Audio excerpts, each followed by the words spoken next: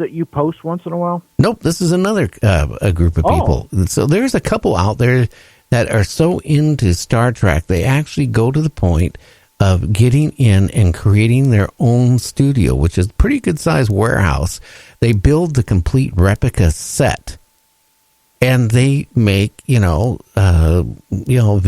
of the show Star Trek and continue it on.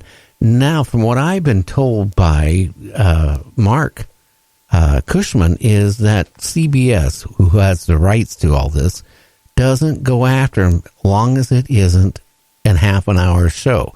So what they do is they make 15-minute clips or whatever, so they're not infringing, and they, are not having any issues by doing this. But I mean, can you imagine the cost of, being so devoted to make, more shows of Star Trek?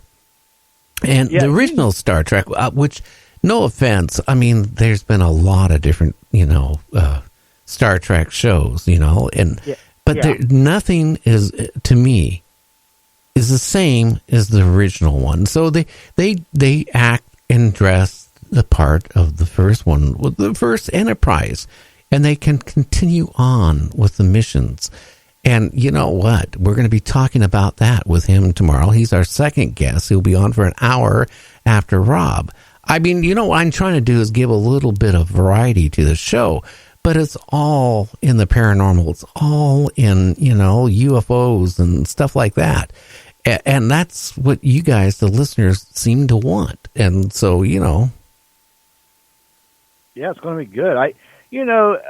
I assure you, if they would come out, whether it be CBS or whoever, with a reboot of the original Star Trek, I'm sure it would be successful enough to not be canceled, I'm sure. Oh, I know, because if you ever watch any of these fan base ones, we had Vic on, who did a whole bunch of them. And I'll tell you what, he was a big Star Trek fan when he was a kid. And I'll tell you what, when it comes to James Kirk, I mean, he's got the guy down, like it was him. I mean, I hate to say it. I mean, the guy is, if you watch him, you almost feel like you're watching, who? William Shatner. Oh, yeah, I've seen him, and I have to agree with you. He's 88 years old. I know, and you know what? He's still, a couple years back, I ran into him. He was riding a trike, him and his wife. Not the pedal trike, a motorcycle trike, from Spokane to Las Vegas. And I ran into him, I think, after Reno in a cafe.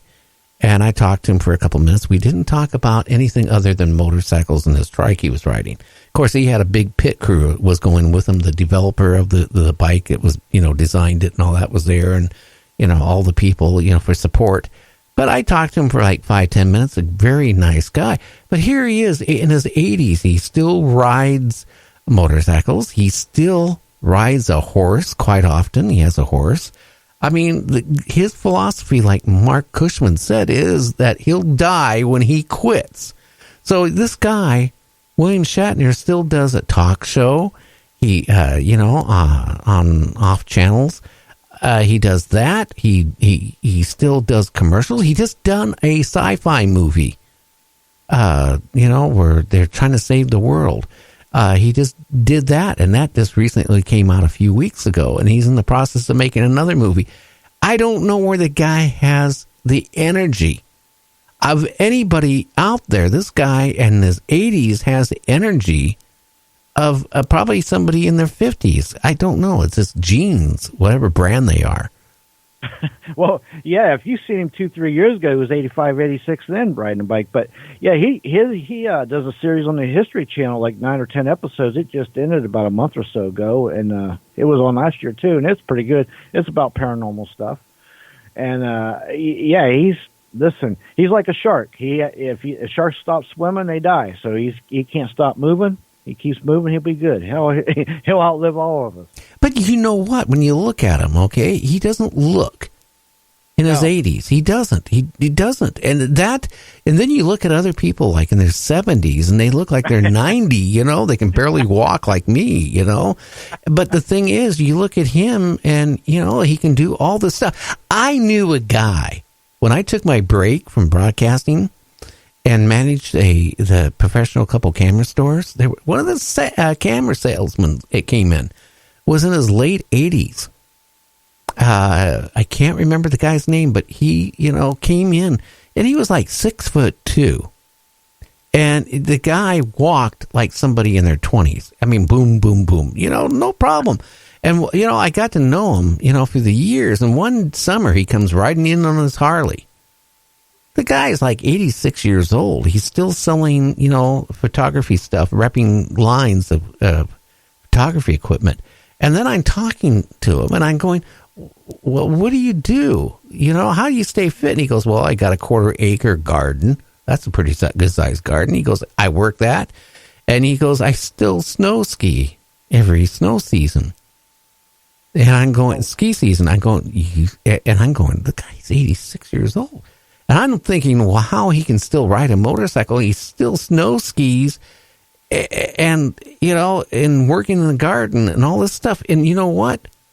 Again, he was sharp as a, you know, I mean, fast. No, when you talk to him, he was no hesitation where he had to think things over for like I do for a couple of minutes to come up with the answer.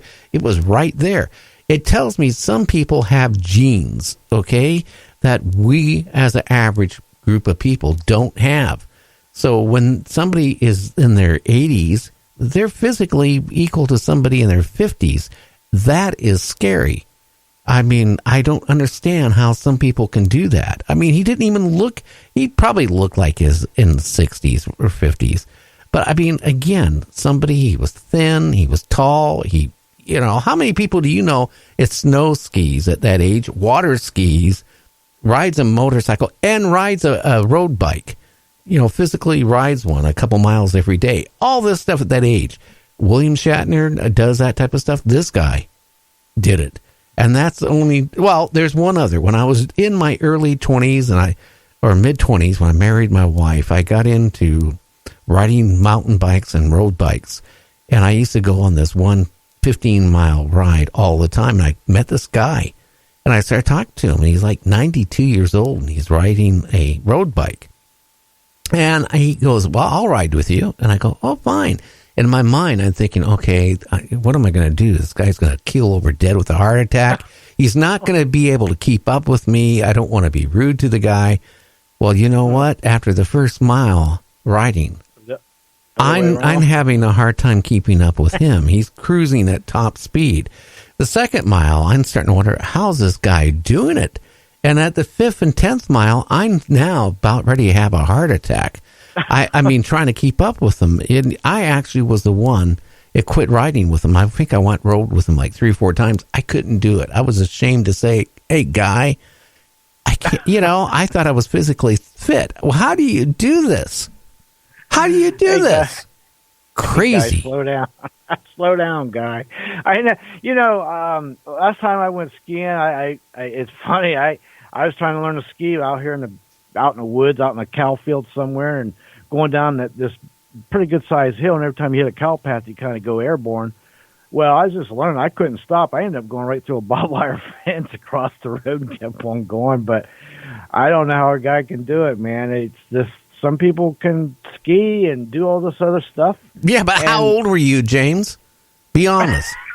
What in your 40s? No, I might have been 14. Yeah, I was going to think about it. Yeah, can you imagine somebody in their 80s doing it? No, I couldn't. I couldn't imagine me doing it at 14. I went through a fence and crossed. I couldn't even stop. Are you kidding me? Yeah. Oh my goodness. I tried skiing one time. You know what? It is. Yeah, I tell you what. I couldn't stay up.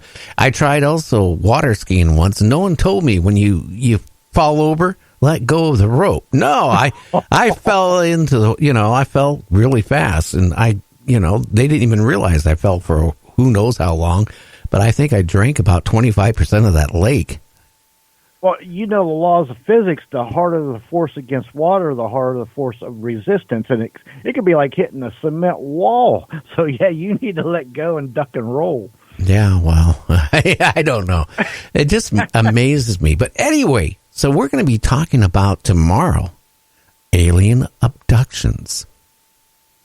Is it going on? In which we know it's going on because, you know, later on in the month we got Terry Lovelace coming on for almost 4 hours. Oh, yeah, and every time he's on, we learn so much more. And I got to tell you, of all my research and people I've interviewed and talked to, not just on this show, but from my 30-plus years throughout the history, he's the one that it just really, it sends chills up my spine because it's just so sincere. No, it's actually scary because what he has to say, really, if it's going on like what he says, it is so scary. Think about it. He was on a craft. There was a bunch of people naked, holding their clothes. He heard screaming of people, you know, like in pain, being tortured or whatever was going on. He was lucky. They probably rejected him and his buddy. And he was, by being rejected, he was saved because when he said that craft took off, those people went with the craft. And here, let me paint the picture of verbatim of what he said. They're on that belt, holding his clothes. They're totally, again, a lot like what Jim said about his friends. They couldn't move. They're froze. They're stuck. The only thing he could move was his eyes. And as this conveyor belt's going by, there's these tubes, and he's turning his eyes as hard as he could to see them. And when he passes the one looks like hybrids, these weird-looking alien hybrids, it opens his eyes and looks right at him, and it sends chills down his spine. It sent chills down my spine when he said it. It's just, and again, there's another pattern. Yeah, a scary one, too. You know what, people? If any of you been abducted or seen a craft close up, you can get a hold of us and be a guest on the show and talk about it. You can contact us at nightdreamstalkradio@gmail.com. That's nightdreamstalkradio@gmail.com, or you can go to the website, www.nightdreamstalkradio.com, and there's the website, not website, but the email address on there where you can contact us. Certainly contact us. And again, while you're on there, take a look at the store. We got a little bit of merchandise on there. Help if you want to donate a little bit, you know, like $1 or $2 or $3 or $1 million, whatever you can afford. Help pay for our bandwidth because, you know, we're on radio stations. They don't pay us anything. Now, we do have some commercials on the radio stations that help pay for us being on the air. But, you know, we don't make money like a normal job. I mean, this is being done, you know, James does it. I do it for the love of it. So, I mean, you know, a donation of $1 or $2 would really help sometimes. And you know what? Tell your friends about Night Dreams Talk Radio and share us on your media. Let people know they should be listening to us. If you like talk radio the way it should be, with great guests, great topics, then why aren't you telling your friends about us? Think about that. Well, James, till tomorrow, my friend. Do you do the news and I do the wacky news until we have our guest on? I want you to have a great evening. Well, thank you very much. Hopefully Florida will have some news for you tomorrow, and I will talk to you tomorrow, buddy. Okay. Everybody have a good one, and we'll catch you tomorrow at 6 p.m., 9 p.m. Eastern Time.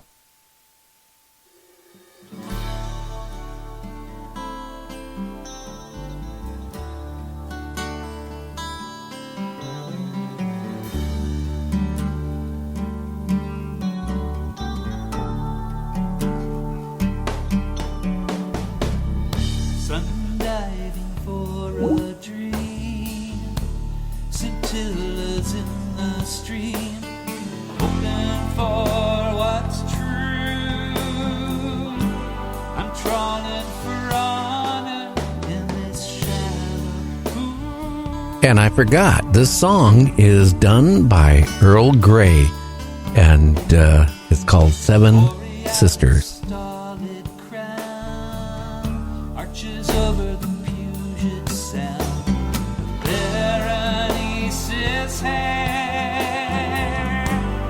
Treats her